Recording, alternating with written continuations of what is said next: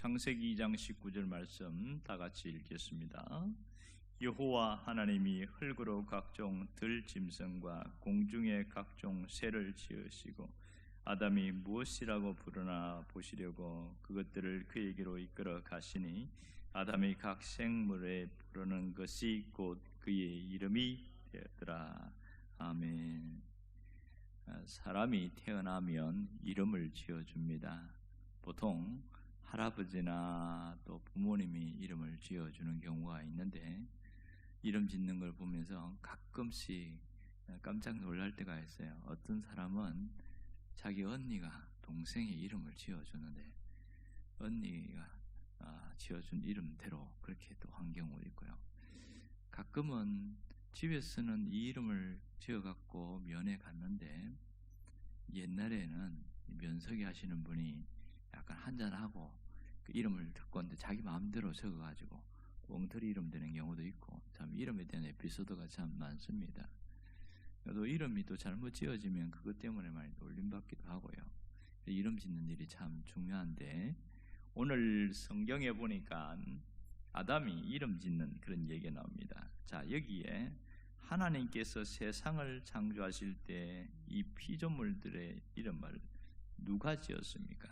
낮과 밤, 하늘과 땅, 해와 달과 별, 이거 누가 다 지었나요? 하나님이 지었지요. 1장 앞에 보면 창세기 1장 5절에 보면 이렇게 나와 있어요. 함께 볼까요? 1장 5절 말씀 같이 읽어봅니다. 하나님이 빛을 낮이라 부르시고 어둠을 밤이라 부르시니라. 저녁이 되고 아침이 되니 이는 첫째 날이니라. 이 부르시고 이 말은 이름 짓는다는 뜻인데 히브리어로 카라 이런 뜻이에요. 카라, 이름을 지으신다. 이 참 재밌는 뜻인데 그런데 이 새, 그다음에 동물들, 짐승들의 이름은 누가 지었나요? 하나님이 지었어요? 사람이 지었어요? 사람이 지었지. 오늘 19절 말씀, 여기 18절 말씀 보면 아니죠, 19절이죠. 여기 보면 분명히 아담이 이름을 지었다 이렇게 나와 있습니다. 참 재밌는 거 아닙니까? 그 아담이 이름을 지었다. 이럴 때 의문점이 참 많아요. 아담이 이 동물들의 이름을 짓는데 왜 하나님이 아담에게 이름을 짓게 했을까? 이게 첫 번째 의문점이고요. 또 그 많은 동물들 이름을 어떻게 다 지었을까? 하다 보면 비슷비슷하잖아요. 보면 치타나 표 보면 약간 색깔도 비슷하고 이런 이름 헷갈릴 수도 있거든요. 근데 다 그렇게 이름을 짓게 되어지는 것을 보게 되어지고 또 얼마나 이름을 지었을까? 뭐 이런 생각을 하게 되어지죠. 보면 이 짐승들의 종류가 한두 개가 아니잖아요. 육식 동물도 그렇고 초식 동물도 그렇고 또 공중에 나는 새들도 보면 굉장히 많은 종류가 있는데요. 이거 이름 어떻게 다 지었을까? 뭐 이런 의문점들이 참 갖게 되어집니다. 또 하나는 아담이 이름을 지었을 때 실수할 수도 있잖아요. 잠깐 몇몇 짐승들은 그럴 때 하나님이 야야야 그 이름 그렇게 지면 안 된다 이렇게 수정하거나 그 잘못됐다라고 다시 바꾸거나 이렇게 했을까 안 했을까요? 안 하셨어요. 그냥 아담이 하는 대로 그냥 맡겨두고 그 이름 짓는 대로 이름이 다 되게 만들고 이렇게 이야기했어요. 혹시 아담이 잘못 이름 지을까 하나님이 걱정하시지 않았을까? 뭐 별별 생각도 안 한 거죠. 그럼 여기서 이름을 짓는 게 왜 중요할까요? 이름을 짓는 게 그 사람의 이름이 있다는 것은 뭐가 있다는 거예요? 이름은 일찍이 그 사람이 어떠한 자인지를 알려주는 게 이름입니다. 옛날에 어머니들은 자기 이름이 있었지만 안 불러줬어요. 누구누구 엄마 이렇게 불렀어요. 누구 엄마로 통하고 그다음에 뭐 거창댁, 광주댁 이렇게 또 지역명으로 통했지 이름을 불러주지 않았어요. 그런데 그런 분들이 교회에 오니까 유일하게 이름을 불러주는 거예요. 와, 그러니까 이 여자분들이 자기의 이름을 평생 잃어버리고 살았는데 예배당에 오니까 이름을 불러주니까 너무너무 좋은 거예요. 왜 이름이 중요하냐? 그 사람의 정체성을 알려주는 거거든요. 이제 짐승이 있습니다. 털이 복실복실하고 이렇게 뭐 생겼는데 이름이 없다 칩시다. 그럼 뭐라고 불러야 돼요? 그거 털이 복실복실하고 생겼는데 뭐 얘기가 안 되는 거죠. 그러니까 어떤 특징인데 특징을 말할 수 있는 그 사람이나 짐승이나 이름이 지어질 때 그 짐승은 사납고 아주 좀 예민해 이렇게 되어지고 그렇습니다. 자, 이렇게 보면 이 이름을 다 지을 때 창조과학자들이 하는 말이나 또 비평가들이 하는 말도 보면 어떻게 아담이 혼자 다 짓나 불가능하다 이렇게 이야기해서 제가 자료를 찾아보니까 가능하다는 거예요. 옛날보다도 그 여러 가지 뭐 과, 목 이렇게 이야기하는데 종류가 단순했대요. 충분히 아담이 다 할 수 있었다 이렇게 얘기를 합니다. 자, 특이한 것은 아담이 이름을 짓기 위하여 샅샅이 돌아다니지 아니했다는 거예요. 오늘 이 19절에 뭐라고 나옵니까? 이름을 짓는데 하나님이 짐승을 한 놈씩 아담한테 데려다 줬다는 거예요. 19절 다시 한번 볼까요? 2장 19절, 창세기 2장 19절 다 같이요. 여호와 하나님이 흙으로 각종 짐승과 공중의 각종 새를 지으시고 아담이 무엇이라 부르나 보시려고 그것을 그 얘기로 이끌어 가시니 그랬죠. 그 얘기로 이끌어 가시니.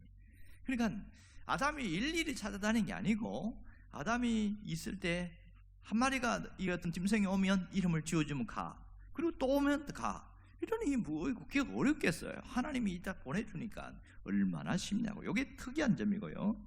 그러니까 수백 마리가 오더라도 그 이름들을 다 지을 수가 있었다 이렇게 되죠.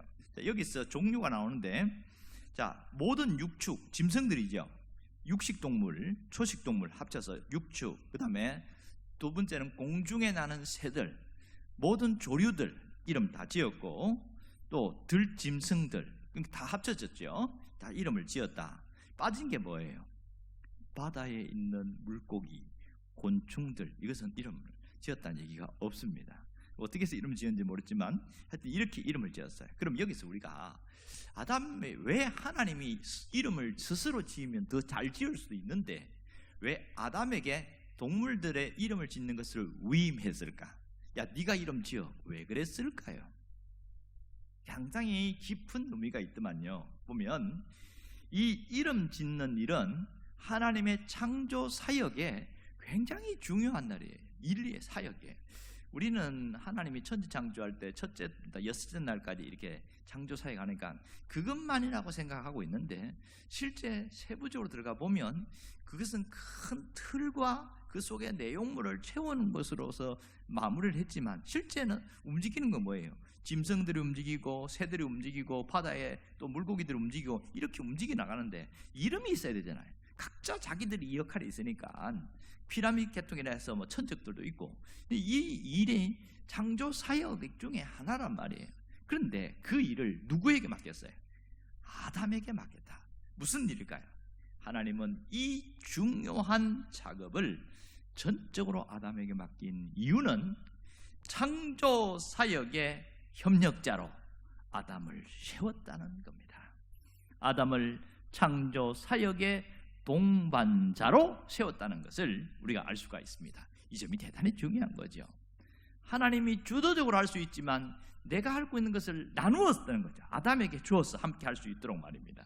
그래서 20절 위에 상반절을 보면 이렇게 나옵니다. 한번 봅시다. 아담이 그 모든 가축과 공중의 새와 들의 모든 짐승에게 이름을 주니라 그랬어요. 그러니까 그 다음에 가로 열고 닫고 뭘까요? 그 이름대로 되었다 이렇게 말할 수 있겠지요. 자, 이게 우리가 이 일에서 보면 창조 사역의 동역자, 창조 사역의 협력자로 하나님이 아담을 세웠다는 것을 다시 한번 귀하게 봐야 됩니다. 하나님이 아담이 우리는 이런 식이잖아요. 에덴 동산 만들어 놓고 야, 너희들 마음껏 놀아, 마음껏 즐기고 그냥 행복하게 살아. 그냥 끝난 게 아니고 하나님이 구경꾼으로 있지 않고 야, 너와 나 같이 일하자 이러면서 동역자로 협력자로 세워나간다는 것이 대단히 중요한 거예요. 그러면 이렇게 하나님이 협력자로 세워나간다면 아담이 어떤 삶을 살았을까? 주도적인 삶을 살았을까? 끌려다니는 삶을 살았을까? 어떨까요? 주도적이죠. 그러니까 오늘 이 이름 짓는 이 사건을 통해서 하나님이 우리에게 주시려는 메시지가 무엇일까요? 끌려다니는 인생을 살지 말고 주도적인 인생을 살아라는 거죠. 누구처럼? 아담처럼. 이런 일이 하나님의 협력자요, 하나님의 동역자가 될 수 있다는 거예요. 이 점을 알아라는 겁니다. 사람이 살면서 자기 삶을 잃어버리고 어떤 일에 끌려다니고 자기의 삶의 주체자가 되지 못하고 그렇게 어쩔 수 없이 노예처럼 눈에 보이지 않는 사슬에 매인 것처럼 끌려다니면 인생이 참 불행해져요. 그런데 우리의 현실은 어떻습니까? 정말 어떻게 살고 있냐는 거예요. 우리는 주도적으로 살기보다는 끌려다닐 때가 너무너무 많다는 거예요. 그 대표적으로 뭘 보고 알 수 있나요? 바쁘다고 그래요. 아이들도 바쁘다고 그러고 어른도 바쁘다고 그러고 안 바쁘다고 하는 분이 유일하게 있더만요. 어디 있는가 보니까 병원이나 요양원에 있는 분은 안 바쁘대. 심심하대. 사람들이 찾아오기를 또 기다리고 있어요. 그런 분 외에는 너무 바쁜 거예요. 바쁜 게 좋은데 문제는 뭐냐면 자기의 삶의 주체자가 되지 못하고 끌려다닐 때가 많다는 겁니다. 어떤 일 때문에 끌려다니고 사람 때문에 끌려다니고 어떤 돈 때문에 끌려다니고 어쨌든 끌려다니는 거예요. 그러다 보니까 내 인생이 없어져 버렸어요. 그러고 나니까 세월이 10년, 20년 훌쩍 넘어가 버리고 그 황금 같은 소중한 시간들 다 빼앗겨버린 채 살아가게 되어진 이런 일들이 얼마나 많은지 모릅니다. 그래서 현대인들에게 생긴 신조어가 있더만요. 신조어 참 웃겨요. 그 신조어가 뭔지 아세요? 그 타임 푸어라는 그런 단어가 나와요. 그게 뭐냐면 시간이 없는 자, 가난한 자가 푸어인데 일에 쫓겨서 자기가 가질 수 있는 자유의 시간이 없는 자를 타임 푸어다 이렇게 이야기해요. 찰스 험멜이라는 사람이 쓴 책에도 이런 내용이 나오는데 뭔 책이냐면 늘 급한 일로 쫓기는 삶, 제목이 그래. 거기 보면 사람들이 신앙인이든지 불신앙자든지 다 보면 어떤 급한 일에 끌려다니고 쫓겨다니더라. 사람이 긴급한 일이 있어요. 긴급한 일. 그러니까 이 일은 하긴 해야 돼. 그러나 긴급한데 중요하지 않은 일을 너무 많이 하고 있다는 거예요. 자기가 주도적으로 살아가는 인생을 사는 사람은 중요한 일부터 하거든요. 그것은 때로는 긴급하지 않을 때도 의외로 많습니다. 그런데 끌려다니고 쫓겨다니는 사람들은 긴급한 일부터 하더라. 그런데 나중에는 별로 가치도 없는 일인데도 하고 있더라는 거예요. 이게 안타까운 현실이죠. 이런 사람에게 뭔가 하나님이 일을 맡기면 어떨까요? 제대로 할까요? 못할까요? 못합니다. 이게 문제인 거죠. 오늘 하나님이 나를 쓰고 싶어. 어떻게? 하나님이 하고자 하는 그 일에 협력자로, 사역자로, 동역자로 쓰고 싶어요. 그러면 내가 늘 끌려다니고 쫓겨다니고 이렇게 살아가면 그렇게 하나님이 쓰고 싶어도 쓰임받을 수 있어요? 없어요? 불가능하죠. 그게 이미 삶 자체가 흐트러져 있는데 어떻게 쓰임받을 수 있겠어요? 마음은 원이로되 육신이 약하도다. 맨날 매갖고 다음에 시간 나면 할게요 뭐 이렇게 되어버리는 거예요. 정작 시간 나면 다 무너지고 없는 그런 일들이 정말 많습니다. 여러분, 하나님이 우리에게 원하는 게 뭘까요? 너희가 하나님의 일을 하든지 안 하든지 아담같이 살기를 원하시는 거예요. 어떻게 살기를 원해요? 아담같이 사는 게 어떻게 사는 거예요? 자기 주도적인 삶을 사는 거예요. 그래서 이런 삶을 통해서 내가 만족도 누리고 행복도 누리고 내가 하나님 앞에 쓰임받는구나, 가치 있는 인생으로 살아가는 거 아니겠어요? 여러분, 긴급한 일에 끌려다니지 말고 정말 소중한 일, 그런 중요한 일을 우선적으로 하는 그런 자기 주도적인 사람이 되기를 바랍니다. 이 자기 주도적으로 되는 사람들은요, 환경에 짓눌려서 그렇게 끌려다닐까요? 아니면 환경을 뛰어넘으려고 애를 쓸까요? 두 번째지요. 그렇습니다. 정말 환경의 지배 당하는 자가 아니고 환경을 뛰어넘어서 지배하는 자가 되는 겁니다. 똑같이 몸이 아파요. 똑같이 정신없이 바빠요. 그런데 매 끌려다니고 지배당하는 사람은 말이 달라. 어떻게 나올까? 바빠서 죽겠다는 거예요. 아파서 죽겠다는 거예요. 힘들어서 죽겠다는 거예요. 내 인생 왜 이렇게 고달프냐고. 전부 다 안 좋고 부정적인 얘기만 반복적으로 나오죠. 똑같은 상황이에요. 그런데 그 환경을 지배하는 자는 어떨까요? 바쁘지만 그래도 건강을 주셔서 감사합니다. 이럽니다. 왜요? 사람이 완전히 아파버리면 일 스톱되잖아요. 그렇죠? 바쁘다는 건 뭐예요? 내가 뭔가 그래도 살아있다는 거고 움직일 수 있는 힘이 있다는 거잖아요. 그러니까 말이 달라요. 그러면 내가 뭘부터 할까? 자꾸 정리를 하기 시작하고, 하나님은 누구를 통해 일하실까? 이런 사람 아니겠어요? 여러분들이 이런 사람 되기를 원합니다. 하나님 우리를 어떤 자로 부르는 줄 아세요? 창조의 동역자, 사역의 협력자로 불렀다는 사실을 잊지 않기를 원합니다. 우리가 이 땅에서 살아가면서 마지막까지 하나님 앞에서 어떤 삶을 살기를 원하실까요? 내가 하나님의 일에 협력하는 자, 하나님의 일에 동역하는 자가 되기를 원하시는 거죠. 그 일을 하면 하나님도 기뻐하시고요, 또 하나님이 기뻐하시는 걸 내가 어떻게 할 수 있어요? 그 일하니까 굉장히 흐뭇하고 참 보람되고 조금 땀 흘리고 힘들었지만 참 내가 잘했다, 이런 마음이 들거든요. 그럴 때에 자기 삶에 가치가 있는 거 아니겠어요? 여러분, 세상을 살면서 죽도록 일만 하고 죽도록 돈만 벌고 죽도록 자식만 바라보고 뭐 이러다가 자기 인생이 아무것도 없이 끝나버릴 때 그 허무감이라는 걸 이루 말할 수가 없어요. 마지막 하나님 앞에 갔을 때 너 뭐 하다가 왔니? 그러니까 돈 벌다 왔는데 그 돈 다 어디 있는데? 보니까 벌긴 벌었는데 자식들이 다 흥청망청 써버리고 아무것도 없어. 하늘나라에는 쌓아놓은 게 하나도 없어. 그런 불쌍한 인생을 살지 말라는 거예요. 그래서 예수님이 산상수훈에 하신 말씀이 하늘에 보물을 쌓아라 그랬어요. 그게 뭡니까? 창조의 협력자로, 하나님의 사역의 동역자로 함께 일을 하는 거죠. 그 일이 어려운 게 아니에요. 내 일부터 내가 자기 주도적인 삶을 살면서 하나님 내가 뭘 할까요? 그렇게 물어보다 보면 확 떠오르게 되거든요. 그 일이야. 그러니까 똑같은 일이지만요, 이것이 내 일이 될 수가 있고 하나님의 일이 되는 경우도 많아요. 같은 일인데도. 우리가 예를 들어 청소하는 걸 생각해 봅시다. 집에서 청소하는 것은 내 일이죠. 예배당에서 청소하는 것은 누구 일이에요? 주님의 일을 하는 거잖아요. 맞지요? 사역이 달라지는 거예요. 모든 것이. 그런 내가 어떤 일을 할 때도 주님 앞에 감사하는 마음으로, 또 하나님 앞에 내가 드리는 마음으로 일할 때에는 그것이 하나님의 협력한 사역자가 될 수 있는 겁니다. 아멘인가요? 오늘 우리가 어떻게 살아야 할까요? 우리가 정말 하나님 나라를 세우는 동역자가 되기를 원합니다. 이 교회를 세우는 동역자가 되기를 원해요. 이것이 주님의 뜻 아니겠어요? 마지막 예수님이 제자들에게도 마지막 명령이 뭐예요? 예루살렘과 유대와 사마리아 땅끝까지 내 증인이 되라, 이렇게 말했어요.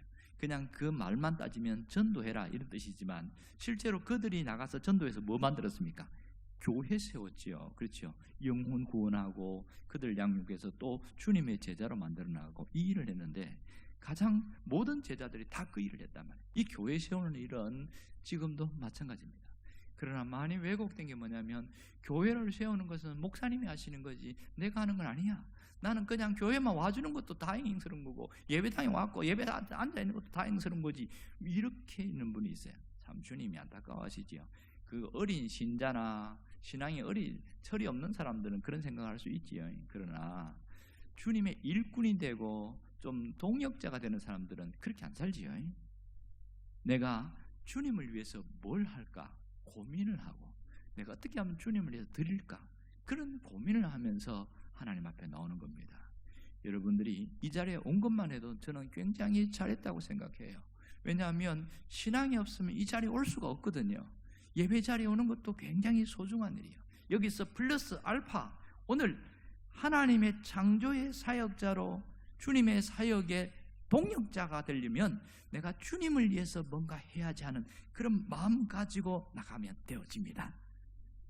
그래서 여러분이 하고 있는 기도의 일을 중단하지 말고 정말 힘들어도 끝까지 하려고 애를 쓰길 바랍니다. 그게 내가 해야 될 일이에요. 물론 내 자신을 위해서도 기도하고 해야 되지만 또 교회를 위해서 하면서 이 간단한 거요. 또 하나는 내가 주변에 있는 우리 교회 주변에 있는 약한 사람들을 위한 돌봄 사역입니다. 전화 한 통하고 카톡 하나 보내고 또 이렇게 제가 영상을 제작하면 이렇게 또 보내고 이렇게 하면서 하는 그것들이 주님의 일이라는 것을 잊지 않기를 원합니다. 기도합시다.